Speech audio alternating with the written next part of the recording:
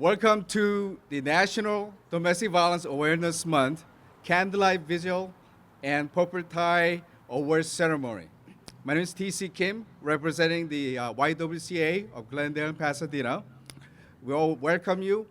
We just want to say that we are very proud to join in this community support for domestic violence survivors and celebrate their life stories, and also recognize the work of many advocates out there.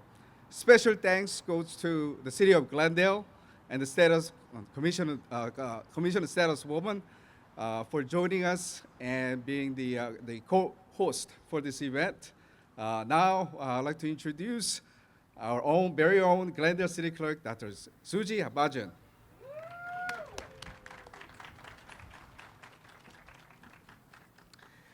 Good evening, everyone. I think fall is finally upon us. It's nice and chilly. Welcome to the 2024 Purple Tie Awards. My name is Dr. Susie Bajian. I'm the City Clerk of Glendale, and my office has the pleasure and honor of staffing the Commission on the Status of Women, which is co-sponsoring this event with the YWCA of Glendale and Pasadena. Let us begin by taking a moment to acknowledge that we are standing on the ancestral lands of the Tongva people, who have stewarded this land for generations. We recognize their enduring connection to this place and pay our respects to their elders, past and present, and to all indigenous peoples. As we reflect on the history and legacy of colonization, let us commit to supporting the sovereignty and ongoing resilience of indigenous communities. Before we begin the program, I would like to acknowledge a few of the dignitaries that are joining us today, and some of whom you will hear from shortly. So today we have with us the Mayor of Glendale, Elena Satrian, California State Senator Anthony Portantino, California Assembly Member Chris Holden, Chair of the Commission on the Status of Women, Diane Lambolat, Vice Chair of the Commission on the Status of Women, Seda Khojayan, City Manager Rubik Golanyan, Police Chief Manny Sid, Chief Human Resources Officer of Glendale, Paula Adams. We also have two people from Glendale Unified School District. We have one of the board members, Ingrid Ganell. And we also have the superintendent, Dr. Darnika Watson. Welcome.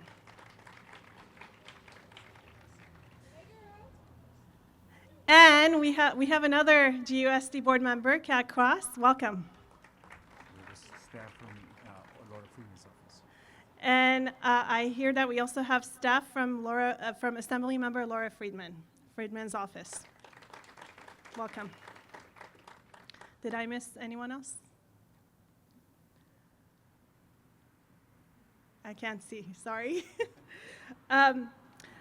Okay, now I'd like to give a longer introduction for our mayor. Born in Armenia, Mayor Asatrian was at the formative age of 10 years old when her family moved to Glendale. She is an award-winning human rights and social justice advocate, women's rights advocate, political consultant, and businesswoman. Elena Satrian is the city's first immigrant woman, the first Armenian-American woman, and the youngest person to be elected to the Glendale City Council and also to serve as mayor of Glendale. She brings, yes, let's give her an applause. She brings to the city her professional background in policy, advocacy, and public service, and many years of service to the Glendale community and beyond. We are truly lucky to have her as our mayor, and at this time I'd like to invite her to give her remarks. This is one of my favorite events, and I'm hoping that the day comes that we don't actually have to gather to talk about domestic violence, because it'll be a thing of the past. Yeah, I think that deserves applause. But I am standing before you with hope and deep sense of gratitude, especially for the survivors, and those that continue to fight the good fight every day. For those that haven't heard me speak on this topic before, I always refer to the environment I grew up in as a bubble of love. I never had to question my safety, my worth, or my ability to be loved or to love. My family laid a foundation of respect and care that shaped every relationship in my life. And I'm fortunate to have never experienced domestic violence firsthand. But growing up, then through community work, I began to realize how unique my experience was. I began to see the stories of friends and colleagues who were not so fortunate, whose lives were marked by the shadows of domestic violence, and their stories became my stories. One of my friends, as a young teenager, took his younger sister and ran away from home, escaping the daily brutality they all faced. Their courage in running away forced their mother to finally seek help, freeing them all from the cycle of abuse. I think about the strength it took for a teenager to do that, to protect his sister when no one else would. Another friend of mine, which I talked about a couple of years ago at this event, was dragged by her hair from the backseat of a car, beaten and punched by her cousin while her mother drove the vehicle. Sitting next to her in the back, shouting and punching the head seat, I was a 16-year-old, horrified, stunned by the violence that unfolded before me. And then to learn that the fact is, this was not an isolated incident. It was a reality she lived with regularly. My trauma of that night was and is incomparable to the black and blue bruises that marked every part of her body and the wounds that left inside. The woman who reached out to me on social media in the middle of the night, having escaped with her children, her abusive husband, with nowhere else to go, or the one whose husband, after years of abuse and adultery, cleaned out their bank accounts and left her and her children with nothing. They're all up on their feet now, leading successful lives, and that's where the hope lies. These stories continue to trigger me because they are not so far removed from anything I have ever experienced. When friends were over, the only part sometimes I would be shy about was the public display of affection my parents had on display. If my father was upset at me, he'd sit me down for hours long and give me long lectures with metaphors. I would sit there wishing he would just yell at me so I can go away. I share these personal stories with you in hopes of painting a picture of what a healthy and safe environment looks like, and those that clearly don't. Because these stories of domestic abuse are not rare, they are all too common. Domestic abuse exists in every neighborhood, every community, and it happens to everyone and anyone, regardless of their age, gender, social status, or background. In Glendale alone, our police department in 2022 responded to 546 domestic disturbance calls for service, of which 305 domestic violence arrests were made. In 2023, that number climbed to 608 calls and 379 arrests. And in 2024, to date, we've received 544 calls, of which 345 resulted in arrests. But we also know so many did not make that call, and we must do better. Nationwide, 1 in 3 women will experience severe physical violence from an intimate partner in her lifetime. These are more than just statistics. They represent real people, real pain, and real families and lives being torn apart. This pain is often hidden behind closed doors, but it doesn't have to stay there. Our city is committed to addressing domestic violence in all its shapes and forms, including physical, emotional, psychological, and financial abuse. We understand that domestic violence doesn't just impact the survivor, it has a profound lifelong effect on children who witness it. Children who grow up in violent homes are more likely to experience anxiety, depression, and trauma that can follow them into adulthood. But when we intervene and support survivors, we not only ensure their immediate safety and well-being, we also disrupt generational patterns of violence. We give children the chance to grow up in a world that teaches them love, respect, and safety. Today, I want to extend my deepest thanks to our Commission on the Status of Women, the YWCA Glendale, the Glendale Police Department, our community services staff, and all the leaders, activists, and community members who work in this critical space. You are giving people the tools to escape violence and the strength to rebuild their lives. You're actually saving lives. To anyone listening to this today, if you are living with domestic violence, know that you are not alone. There are resources available, and we as a community are here for you.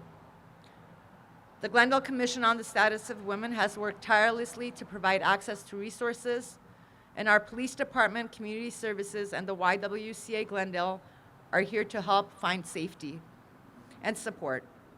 Whether it's shelter, emotional support, legal aid, finding work, and therapy, we are committed to helping you rebuild and reclaim your life. But as much as we have done, we have a lot more to do. Some of the laws currently on the books tie the hands of our police department, making it harder for them to act quickly in situations where every second counts. And all too often, our justice system fails at protecting survivors until it's too late. We've all heard the stories of restraining orders gone wrong and ignored, or the abusers who slip through the cracks only to return to do further harm. This is simply unacceptable. We must push for stronger protections and ensure our laws are practical and work in the interest of survivors, not the bureaucracy. I also want to acknowledge the importance of breaking the silence around male survivors. Men and boys too experience domestic violence, yet stereotypes often prevent their stories from being heard and taken seriously. This taboo leaves many men suffering in isolation and silence.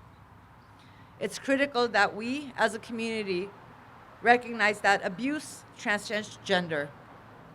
We must support all survivors, men and women alike, without judgment and with the empathy that they deserve. Before I close, I would like to offer my heartfelt congratulations to the honorees of this year's Purple Tie Awards, to my dear friend, Senator Anthony Portantino. Thank you for your unwavering advocacy and commitment to raising awareness about domestic violence and supporting survivors throughout your career. And to our very own Sergeant Vahe Abramian, your dedication to protecting our community and serving those in need is truly commendable, and your empathetic nature shines through your eyes. You both serve as examples of what it means to lead with compassion and courage, and we're deeply grateful for your service.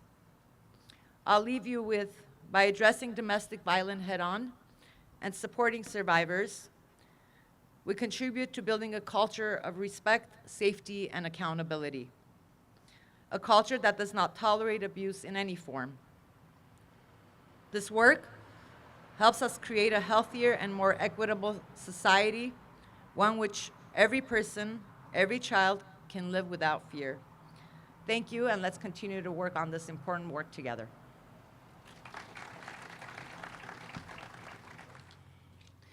Before I introduce our next speaker, I want to also acknowledge that we have our Deputy Fire Chief, Brian Rickey, with us.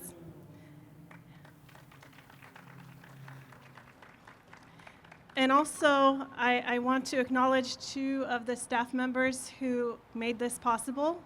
Dr. Sophia Armin from my office, who staffs the Commission on the Status of Women, and Jomi Liu from YWCA, who worked tirelessly to make this happen. Our next speaker is Assembly Member Chris Holden. Assembly Member Holden from the 41st Assembly District brings to the state legislature a lifetime of experience in public service and business, garnered during his many years on the Pasadena City Council and the Burbank-Glendale-Pasadena Airport Authority. He was first elected to the California State Assembly in 2012 and represents a district that stretches from Pasadena in the west to Upland in the east. Prior to his election to Assembly, Holden served almost 24 years as the youngest Pasadena City Council member elected at the age of 28, and the second African American to serve as mayor of the city. I'd like to now invite Assemblymember Holden to make his remarks. It just seemed like yesterday when I entered public office, but as Susie introduced me, I realized a lot of time has passed since I first entered. But one of the things that I've had an opportunity to participate in and be proud to do so is when the commissions on the status of women come together and unify a community, bring an awareness to the issues of domestic violence. And here in Glendale, I'm very honored to be here today to join with all of you and to thank the City of Glendale Commission on the Status of Women for the great work that they do, for the reports that they do and the educating and awareness that they bring to a community. You're to be celebrated and appreciated for that great work. And also the women who are part of the YWCA Glendale Pasadena for the great work you're doing as well. It's an honor to be here with you, and I want to thank you for the great work you do. And for the Mayor, Asajian, thank you for your leadership. I want to thank Susie for your leadership as well and your friendship.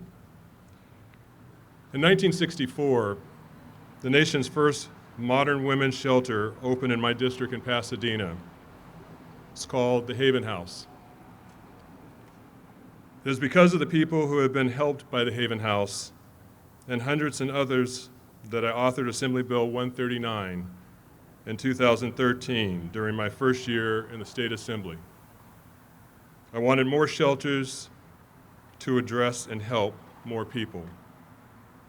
A California State Audit report conducted a 4-year study that analyzed the managing and distribution of payments used to support domestic violence shelters. The audit revealed that many counties left significant portions of payments uncollected due to confusion over whether the payments were classified as a fee or as a fine. To most of us, that's a distinction without a difference. In the complex world of state statutes, it was a serious enough glitch that it prevented vital funding from getting to the shelters the legislature had intended for it to reach. At that time, existing law imposed a minimum payment of $500 on every person who was granted probation for a crime of domestic violence. AB 139 clarified that the $500 payment is a fee and not a fine. Therefore, the clarification assisted courts and collecting agencies to disperse the proper amount to local shelters throughout the state.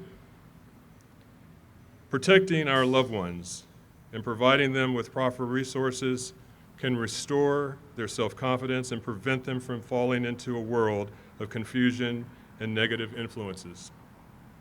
I encourage all of us to press on, to rise up and protect the ones we love. And so again, thank you for inviting me to be here.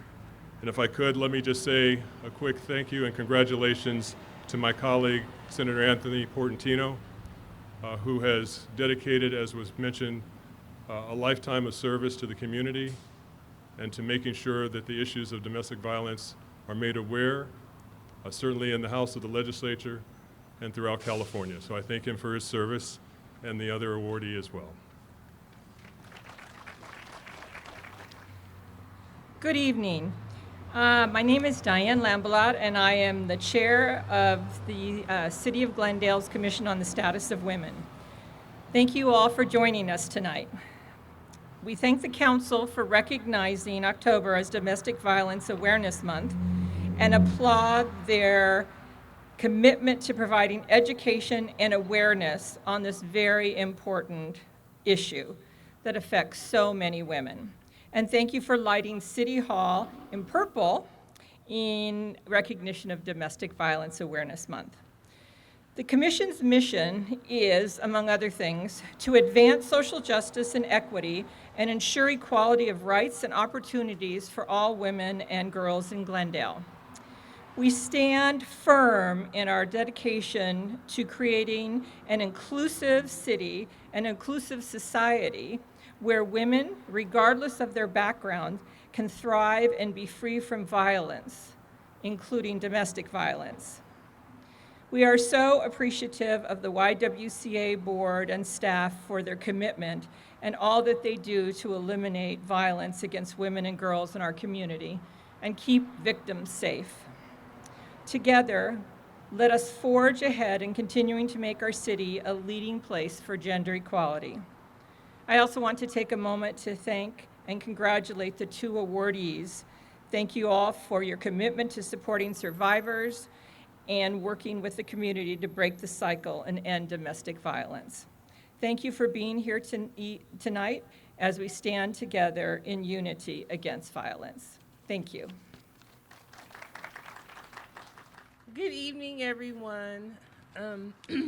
First, I want to say thank you to our community leaders in the City of Glendale for showing solidarity and support for our survivors. My name is Brittany Lane. I'm the shelter supervisor at the YWCA of Glendale and Pasadena. I've experienced firsthand the courage and healing of participants who come into our shelter fleeing from domestic violence in search of a safe place where they can reestablish their lives. I've had the honor, along with my staff of advocates, of supporting many women that reside in our shelter through one of their most vulnerable times of their lives. I want to share a story of a participant who set out to find her freedom and entrusted the YWCA to walk alongside her in her journey. The information shared may be a little upsetting, so please be prepared, just as a trigger warning. We recently accepted this participant this past August. Though still with the agency, she is no longer in our shelter. Please listen as I read her testimonial, as it will shed light on who we are, what we do, and how we serve the needs of our community. Many of you may know the fairy tale of Rapunzel, but my story is not a fairy tale. Like Rapunzel, I lived in a castle I called home, where I spent 17 years married and raising my 4 beautiful girls. My journey has been anything but easy. In August, after finally being done with the abuse, I made the difficult decision to leave my home. I felt afraid and hopeless. After reaching out to a battered women's hotline, I found refuge at YWCA. That's where I met Brittany, who truly felt like a blessing. Our first meeting at Starbucks marked a turning point for me. It was the very first time in a long while I felt hope. I remember sharing my fears about losing everything I had built. Brittany listened to me and then said something so powerful that I'll never forget. You might lose it all, but you gain your freedom. Those words resonated deeply with me. Now I am slowly embracing the freedom she spoke of. I can finally be myself without judgment or criticism. I'm ready to leave my past behind for good. YWCA was the first step toward my new life, a fresh chapter where I finally understood my worth. I truly believe that with God, all things are possible. God led me to the YWCA, and I'm forever grateful for the support I have received from all the staff. We left with nothing but the clothes on our backs. The YWCA offered more than just shelter. They fed and clothed my children and provided a safe roof over our heads at a time when fear and restlessness had taken over my emotions. Therapy has been crucial for me, and I'm truly thankful for the support I received at the YWCA. I hope that one day I can find a way to repay YWCA for all they've done for my girls and me. It has been 2 months since I left with my four girls, and while life isn't easy, I pray every day. I attend church every Sunday and feel that my purpose in life is far greater than the 17 years of pain I endured. I want to set an example for my girls, showing them that they are never less than anyone else. I want everyone they meet to see their light, recognize their strength, and appreciate their self-worth and beauty that comes from within. How could I have set that example for my daughters if I had stayed in a toxic relationship? That's why I know that when I walked away, I was truly done. I'm done feeling less than, done living in fear, and done loving someone who didn't love me back. I'm done with the abuse. I'm done. Thank you, YWCA, for taking us in with open arms. I am forever grateful. That is the story of one of our survivors who's still with the agency. Just to protect her identity, I came and I wanted to share her story with you guys. So thank you for allowing me to share. As we do know, it takes multiple pillars of support on the survival's journey. I would also like to introduce another survivor, Anna Munoz from the YWCA's clinical team to the stage to share about her experiences looking back at her time at the YWCA. Thank you. My son's father kidnapped our son in 2017 of August. My journey has been a work in progress. I was a victim of domestic violence. The signs was not visible right away, but once they were, I felt trapped and too far in it. I felt alone and isolated from the world I once knew. My abuser kept me from my friends and family and made me feel less than. I was left with shame and disappointment in myself. Each day, I felt like I was losing more and more of me.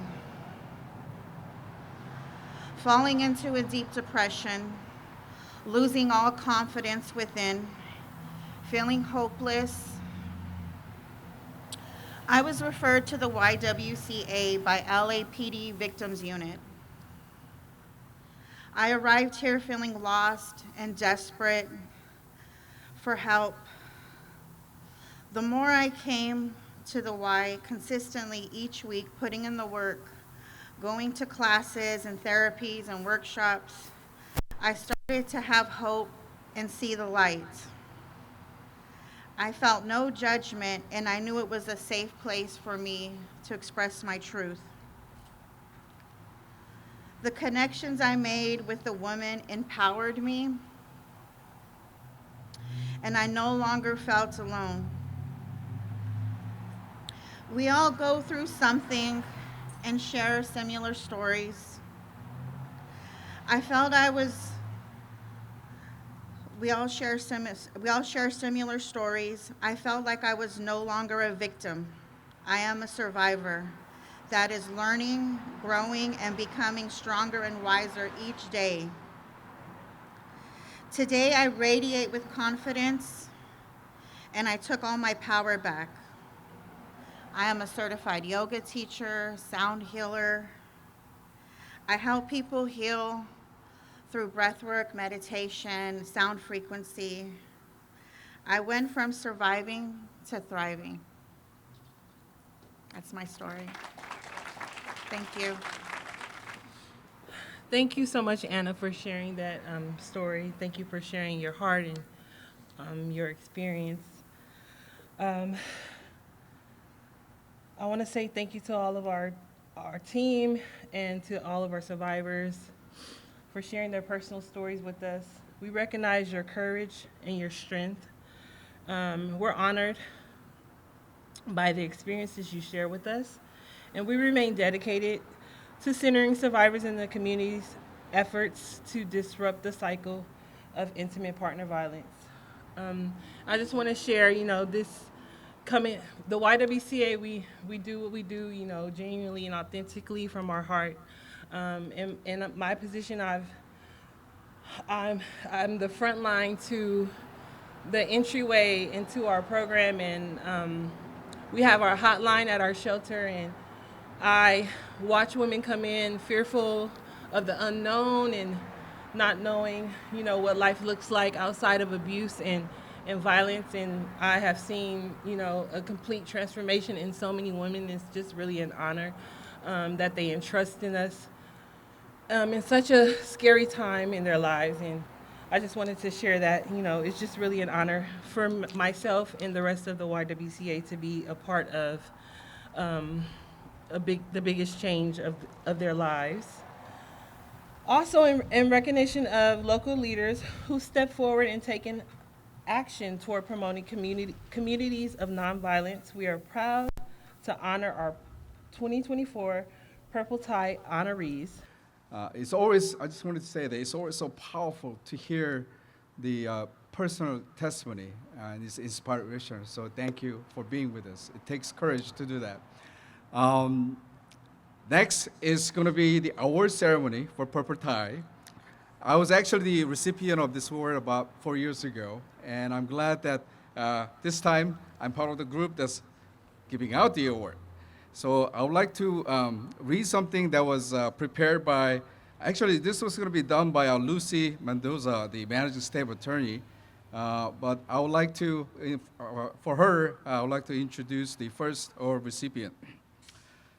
We're very proud to introduce our first Purple Tie Award, Public Servant Advocate honoree, Senator Anthony Portantino.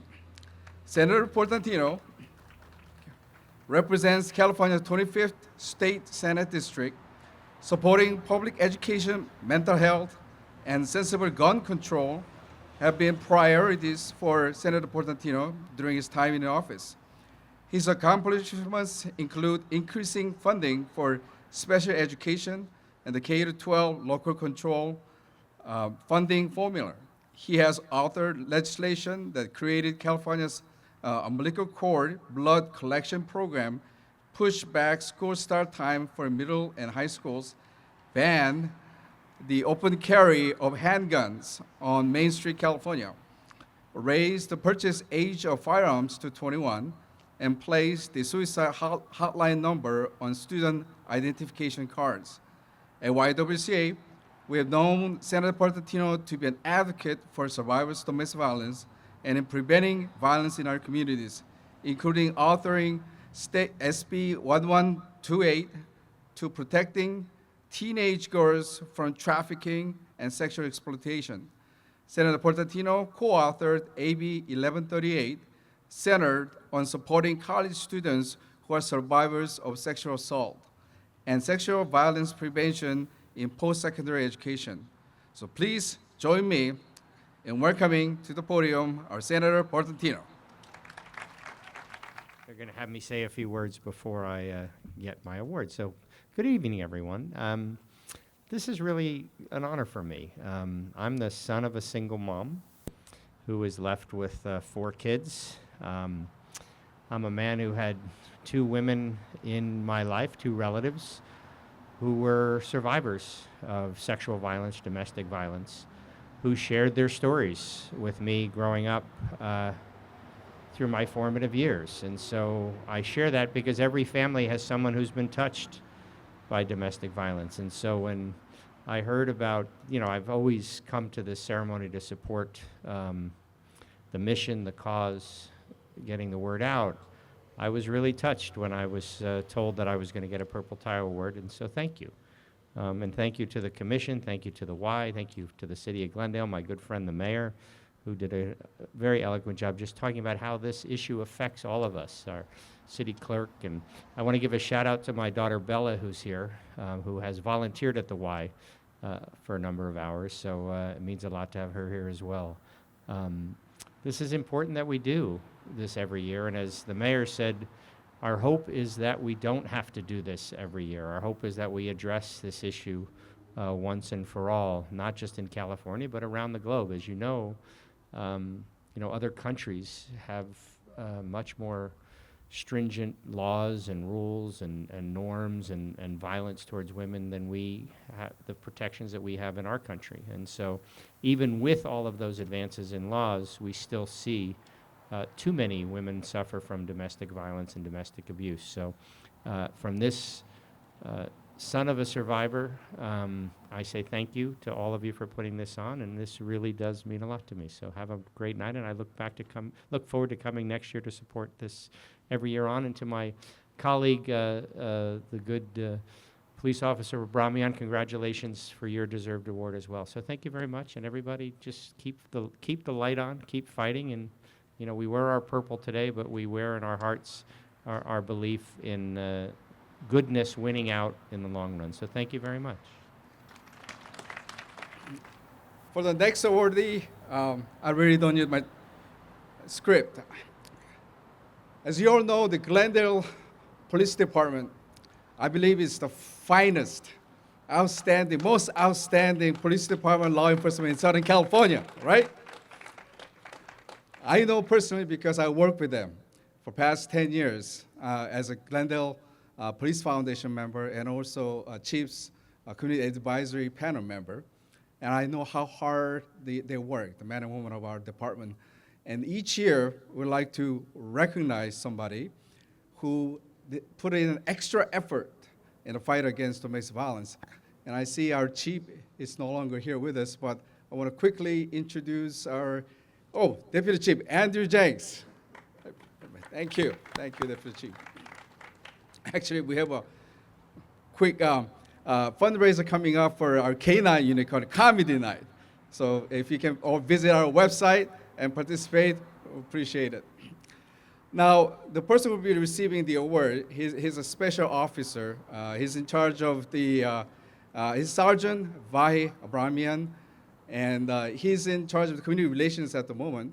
He started his career in Glendale Police Department in 2008, and he worked a lot in the assault unit, handling a lot of investigation work as a detective on domestic violence cases, and solving a lot of those cases and sending a lot of abusers out there for prosecution. In 2018, he did something very special, very unusual.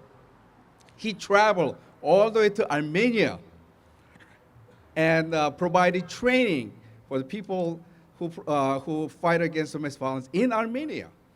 And he met the people from the Women's Support Center there, and he helped them out. So he represented our Glendale city and helped out in the fight against domestic violence in Armenia. I think he's going to be traveling again there in the near future, perhaps with the mayor and our chief seat. So he's a very special fellow. And at the YWCA, we really appreciate Sergeant Abramian because whenever we have some needs or questions, he's the go-to person to answer any questions. He helped us recently with Girls Empowerment Program by sending police officer as a role model for the girls' camp in the summer. He has done a lot for the YW and for the city for many years, over 16 years. We'd like to give him recognition tonight as the Purple Tie awardee. Sergeant, please come up. Good evening. My name is Vahi Abramian. I'm deeply honored to be here today with you all and to speak about an issue that's really close to my heart, supporting domestic violence survivors and their families. We all know that domestic violence is not just an individual issue, but one that affects entire families, communities, and society as a whole. Survivors experience a lifetime of trauma and pain. It's crucial that we stand united in offering them not just safety, but also the resources they need to heal and rebuild their lives. I'm very grateful to the YWCA for taking this stand through an unwavering partnership with the Glendale Police Department. Over the years, the YWCA has been an essential ally in supporting survivors, providing crucial services, and raising awareness. Their commitment to this cause is truly inspiring, and our partnership has only strengthened the shared mission of creating a safer community for all. Together, we have worked to ensure that survivors are not alone and that their voices are heard. At the Glendale Police Department, we have made it our mission to protect and serve the most vulnerable. While working on domestic violence investigations, I've seen firsthand the courage it takes for survivors to come forward. It is our responsibility as law enforcement to ensure that they receive the justice, care, and support that they deserve. Moving forward, we must remain focused on bringing awareness to the issue of domestic violence and continue to work together to prevent it from taking root in our communities. I thank the YWCA for this incredible honor. The purple tie symbolizes our strong partnership, and it represents the collective efforts of everyone involved in addressing domestic violence issues. It is a testament to the power of collaboration between the police department, the YWCA, and our community. None of this would be possible without the continuous support from our community. Together, we're breaking the silence, supporting survivors, and creating a future where domestic violence is no longer tolerated. I am proud of the work we have done and even more excited for the work that lies ahead as we continue this fight together. Thank you again to the YWCA for this recognition, and thank you all for your commitment to making our community a safer, more compassionate place. Thank you.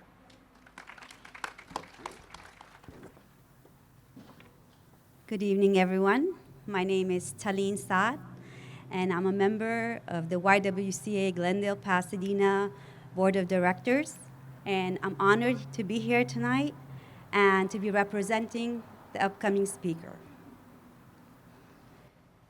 Casey McCarthy has served as Director of Mission Integration at Dignity Health Glendale Memorial Hospital for over 13 years.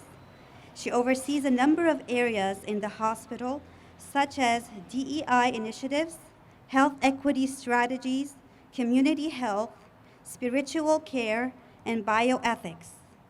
In addition, she oversees the hospital's human trafficking response task force and has developed a passion for serving this vulnerable population, supporting the staff who provide trauma-informed care, and collaborating with our incredible community partners who provide wraparound services for our patients. Please join me in introducing faith leader, Reverend Casey. Albert Schweitzer, musician, theologian, and physician, once said, "At times, our own light goes out and is rekindled by a spark from another person. Each of us has cause to think with deep gratitude of those who have lighted the flame within us." I invite you to consider for a moment your light within. Does your light need to be rekindled tonight? Or is your light bright and strong right now, bright enough to be able to create a warm spark for another? Or is your light dim, in need of strength and hope? We are all on this path together, this path of light illuminating darkness, and each of us has experienced at some point needing the warmth and support of another along this journey. Tonight, I invite you to hold this light with gentleness and compassion, and to consider your needs and the needs of those in our midst. May these lights shine in the darkness. May these lights be a symbol of hope and healing for our community. Let us pray. Creator and sustainer, let our light shine brightly, so incredibly bright, so that there may be an end to violence and in particular, domestic violence and trafficking in our communities. Hold each person who is suffering in this moment with gentleness and compassion, and bring them the hope and healing that they need. So I invite you to raise your light, to think of someone that may be in your circle in need of support and warmth and strength. Maybe it's yourself. And I just speak blessing over all of you and all of these persons in your heart right now. Amen. Good evening, everyone. My name is Wesley Walton. I am the president of the board of the YWCA Glendale, Pasadena. I just want to thank you all for coming out tonight. We appreciate the teamwork. We appreciate everybody working together. We appreciate not setting the mic on fire. Everybody has their part, everybody has their role. And when we come together, we can move the needle on domestic violence. We just want to take the time tonight to celebrate that coming together. Thank you, Senator Portantino, for everything that you do. Thank you, Sergeant Vahe. We appreciate the teamwork. We appreciate the contributions.